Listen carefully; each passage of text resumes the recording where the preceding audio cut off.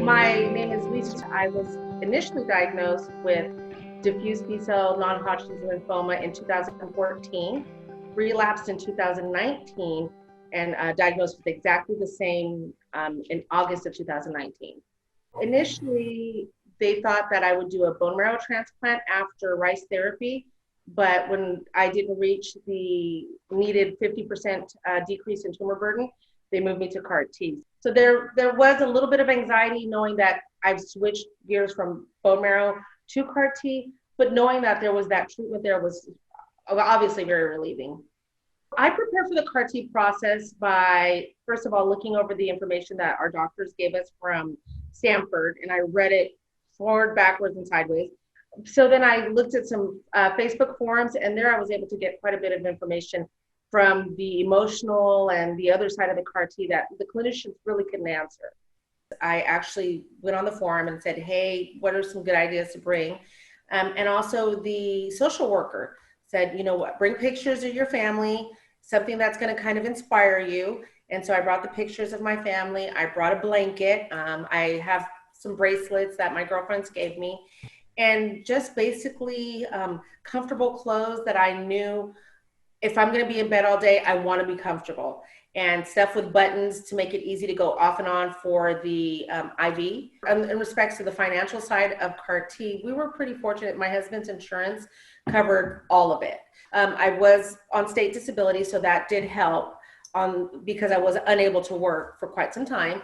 But aside from that, being able to stay home, we didn't have to cover the expense of the hotel, and then the meds and everything else was covered. Emotionally, the social worker was quite helpful. And then after that, I went to some wraparound services through Kaiser Hospital, which is my primary insurance, just to help with just the emotional roller coaster after cancer. My experience for CAR T and the preliminary appointments I found them to be kind of in depth, especially with the different blood tests, as well as the echocardiograms and the pulmonary function test and everything that comes with it. It seems so out there.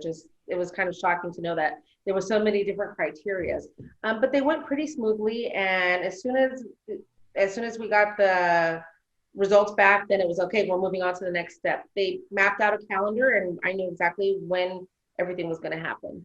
To prepare for the apheresis, I had to drink a lot of fluids. So hydration is huge. What I didn't realize is that I was drinking a bunch of water, and that water doesn't really hydrate you as well as you would think.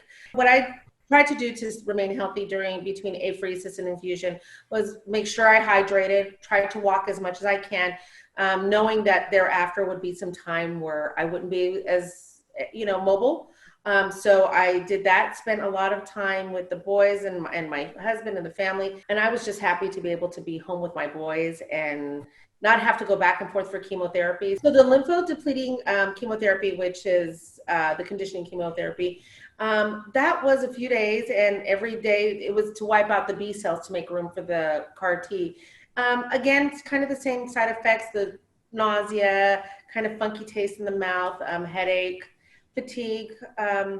But it was, for me, that part was actually easier than the rice therapy or even the R-CHOP as well. So infusion day, we checked in the night before. They came in and they do the whole host of tests, and they'll say, okay, the cells are here. Okay, now they're being thawed. And so it's almost like a 3, 2, 1 countdown. And so finally when they did, you work up to all of this, and the infusion was 15 minutes. It was a very anticlimactic kind of like, oh, that's it? And it was. I can't even explain it, just to look at that bag and think, really, my whole life is in this bag. I mean, if at the end of the day, that's what it equated to. And then just a lot of prayers. I remember holding it, and I remembered I pulled out my prayer card, and we just prayed over it and looking at it the whole time as it went in, just knowing, okay, this is going to work. For me, was the hardest part, was the after, that space between where the infusion, when I got the infusion to when the first side effects started to hit. There was always that sense of anticipation. It's coming, it's coming, it's coming. When is it going to come? And so that was a little difficult to navigate for a bit, but it was okay. I didn't have the huge neurotoxicities. but I did have the elevated, really super high fevers of almost like over 104, the low blood pressure, the elevated heart rate, the stomach issues. Then, of course, the normal, the weakness, the fatigue, the not really being able to eat, some dizziness. But it sounds awful, but actually, after the fever, everything else wasn't so bad. The fevers were probably, for me, the hardest to deal with. Yeah, I basically slept quite a bit through it, most of it, if not all of it. I would wake up enough to shower and eat, and then I'd go back to sleep.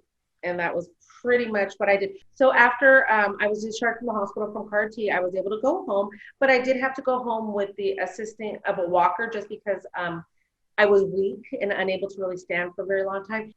But that lasted, again, about 2 weeks, and slowly but surely the stamina and strength started to come back. So post CAR-T in my day-to-day life, I will say that I do get more, I still feel like I get fatigued quite a bit. So I definitely need naps, especially on the weekends when I'm not working, I'll take naps. I think for me, the hardest thing was I expected to rebound from the fatigue a lot faster than I did. And that's not the case. And some days are better than others. And you could have 3 or 4 days where you feel great, and then one day where all you want to do is stay in bed. And my boys knew that they had to sanitize and shower and change clothes to see me. So when they would come home from school, they would just go straight to the shower. Big parts of my support system was my husband, my mother, my boys. I could not have done this without them. Of course, I'm very religious, so God, and some family and friends, but my husband was my rock. My mom was helpful too, but definitely husband helped me through. The one thing that my doctor had reminded me was, even if you don't have a response at 30 days, that really doesn't mean that you're not going to get a response thereafter. And he says, we don't see a lot. We have a good set of patients that go 50-50. Some respond early and some will respond later. So that was very reassuring to me. When I got my PET scan, and it came back at 30 days, it was a complete response. I was absolutely elated. It was shortly after my 6-month PET scan, and my doctor, he said, people that have had continuous CAR-T scans 6 months in a row clear, it's a very good sign that it's going to remain that way. And I remember just sitting there and in the car, like, okay, I can exhale. After CAR-T and after any kind of cancer treatment in particular, people don't realize how traumatic that is. And it's really hard to grasp that concept. People go, oh, you're fine, you're in complete remission, but it still doesn't change the fact that there's that very real fear that it might come back. And so making sure that people understand, and that's okay, and that's what's to expected. It's hard not to feel that anxiety. And I don't want to say embrace the anxiety, but to learn how to cope with it, recognize that it's real, and be okay with saying, I need help. I need somebody to talk to. And and it's okay to do it outside of your unit too, your family unit. Everybody's response and everybody's reaction to CAR-T is going to be different. Everything that you're feeling in the moment of CAR-T is perfectly normal in regards to the fevers and everything else. And just remember that, it's so new. So just because there's people that have so far extremes doesn't mean that it's not going to work, and to be patient with yourself.